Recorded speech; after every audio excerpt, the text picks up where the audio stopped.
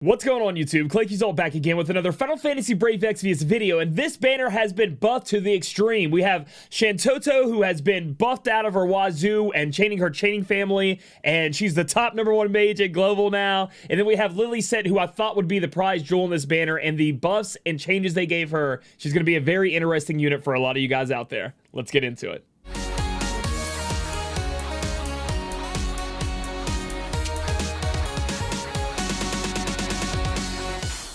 Alright guys, so first up on this banner, we're going to talk about Wizardess Shantotto, the CG Shantotto that I know a lot of you guys are excited about. So I'm going to try to talk her up the best I can. Again, I'm not too excited about the banner, but that doesn't mean you guys shouldn't be excited about the banner. So the first change that they did is they made her Chaos Wave Awaken, which they seem to be doing with all the mages nowadays in Global. Gives her more of options to chain with other units, and allows her to, be more broad in her uses with all you guys out there. Her TMR is going to be Wizard's Pegasus. It's going to be MP 25, Defense 20, Magic 52, Lightning Resist 20%, and you get Paragon Black Mage, which is going to increase your magic by 15%. This is an excellent TMR when it comes to building up a magic damage dealer.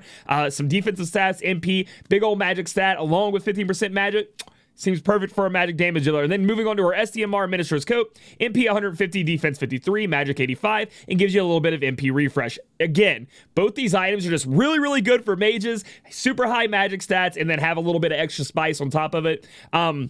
Wouldn't be going out of my way to STMR Moogle this only because, again, it's not limited, and mages are super niche. I'm just going to say it how it is. If you love using mages, comment down below, let me know how much you use mages on all these trials, but I know a lot of people seem to prefer the physical damage because they tend to be a lot better, so that's why you got to be careful about using things like this. So, I'm going to try to make this video as concise. I'm going to start trying to make my reviews a little bit more concise, and I've been working on that. I hope you guys see that, because I know you guys don't want to sit through like a 30-minute video, 40 minutes. I've seen that feedback a lot, so I'm going to try to do the best I can. So, the way that Shantotto is going to work is she has the ability to either lightning chain, water chain, or dark chain, and she's really just going to cast a bunch of cooldowns and then start chaining it up, and then just make sure her Imperil and then her cooldowns are, you're casting them off of cooldown on your cooldown abilities, and that's going to be it for her. She does have the ability, a little bit of, support ability here in the mitigate magic damage, taking 30%, and then give an HP barrier, so in case you don't have magic mitigation, she can provide that to you with Mana Wall. She has, her ultimate's awesome. I'm sure you guys have seen it already, and it does massive amounts of damage, and then essentially allows you to cast it, a lot of the times.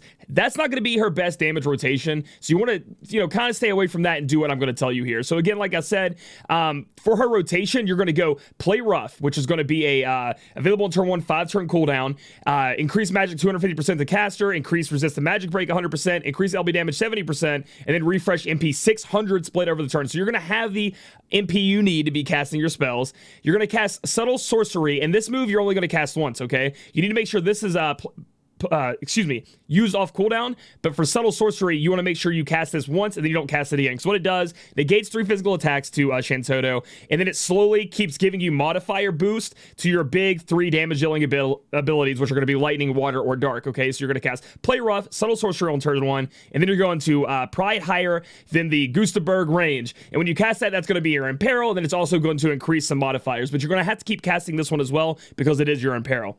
After that, you are literally going to cast Cascade to give yourself a big boost to another modifier boost to these abilities, and then go ham with casting these abilities. Pick whichever element you want, have Shantotto and rain down fire on your foes. I'm telling you, the changes to her kit have made her even stronger than White Lily Dark Mage Fina, and it's going to allow you guys to get in there and do a lot of damage. So with the setup I just talked about, the 3 cooldowns, I'm going to say it again, I'm going to do it all in order. Play Rough, Subtle Sorcery, the Imperil, Pride higher. Then you're going to cast Cascade and then pick one of these 3, chain it. Oh, you need to play Rough again, do that. You need to Imperil again, do that. That's it. That's all you got to do with her. She's pretty simple, but you're going to see a lot of damage. And you know what? Hey, if you don't want to be optimal and you want to be spamming that LB2, try it out and let me know how you like it. It is very cool.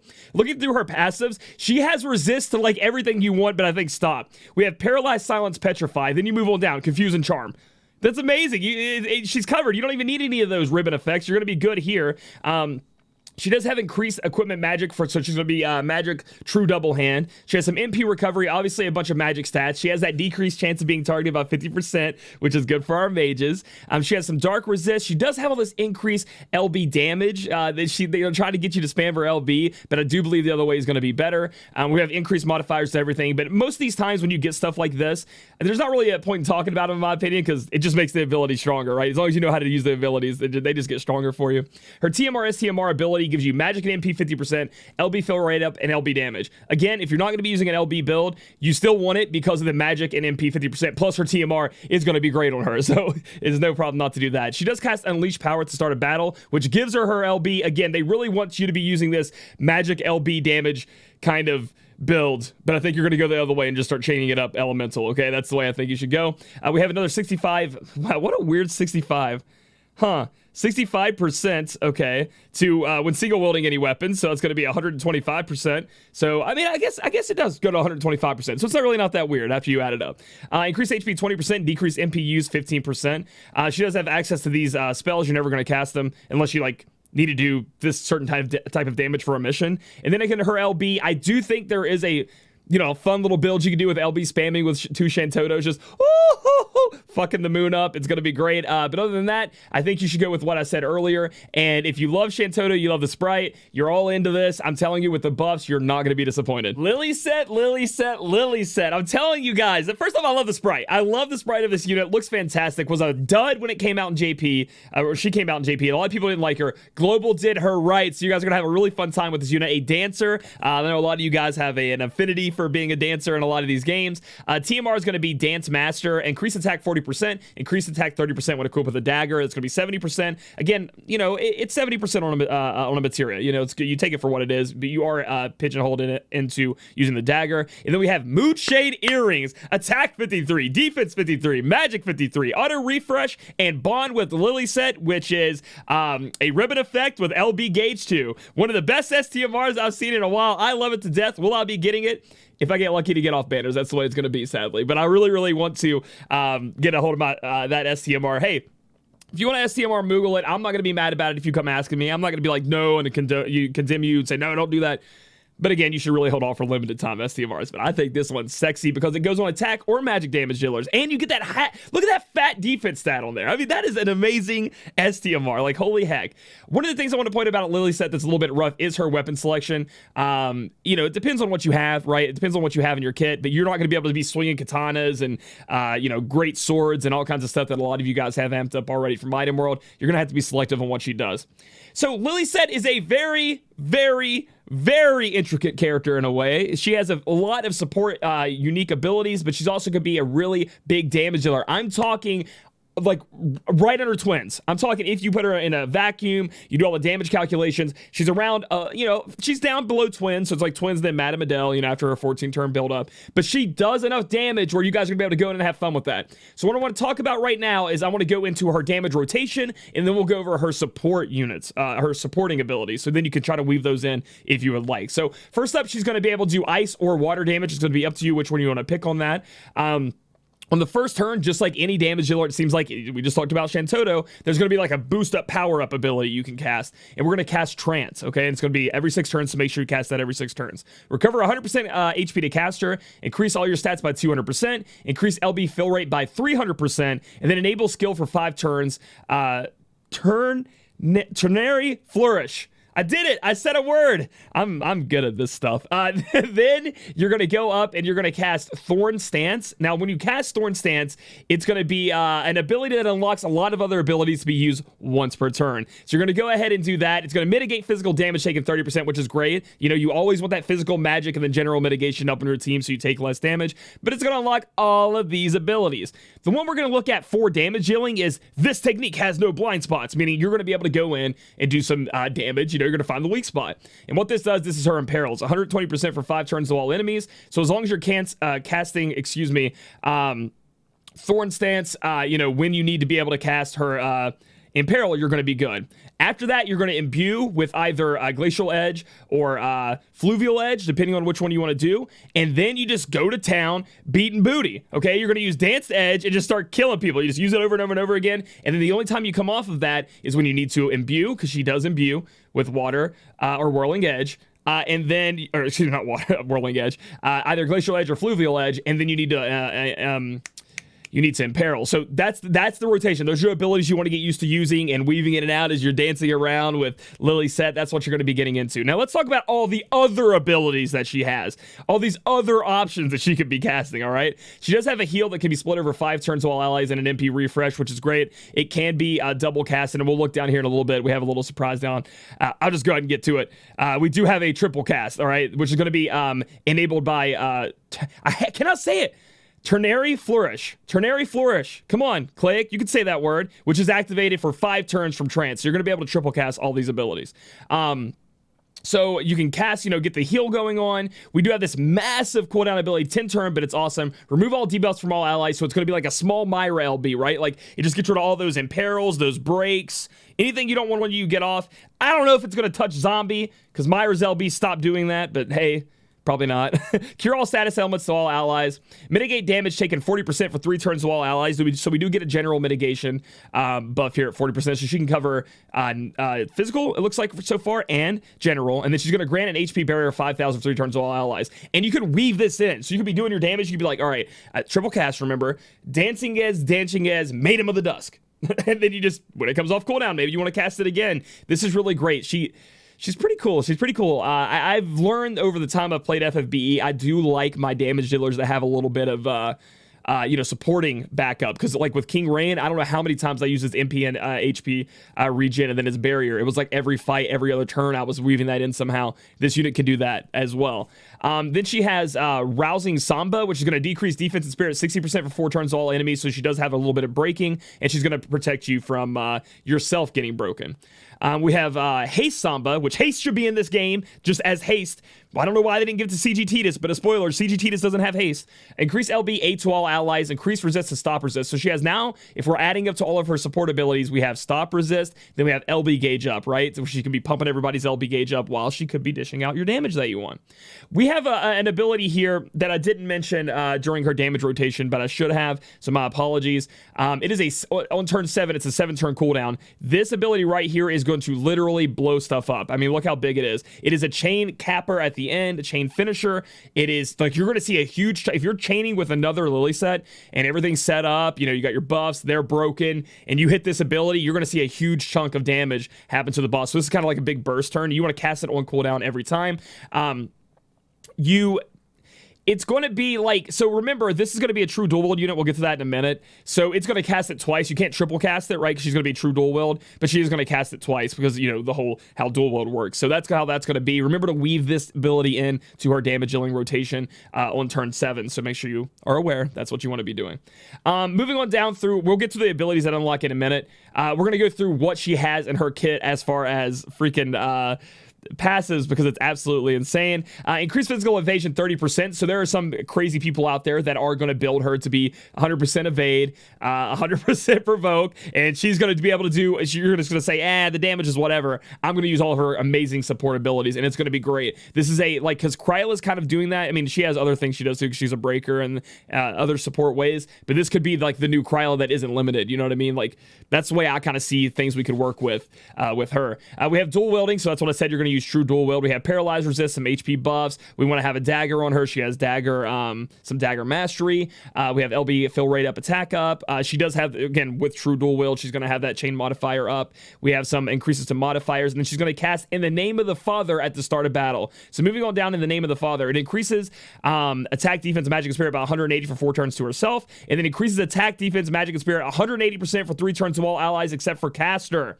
Okay, so she buffs herself for 4 turns, and then the next turn, she's auto-casting this at the start of battle. The next turn, so turn 2, she buffs everybody by 180%. Pretty good, right? Pretty damn good, right? She has a chance to counter physical attacks with a tactical parry. Move on down to tactical parry. Increase LB gauge 2 to 4 to cast her. So if she gets hit, she has a chance to just fill up her own LB gauge. She has resist to stop. She has some more things with dagger. You definitely want to have a dagger on her. And then you have the true dual wield 50% here.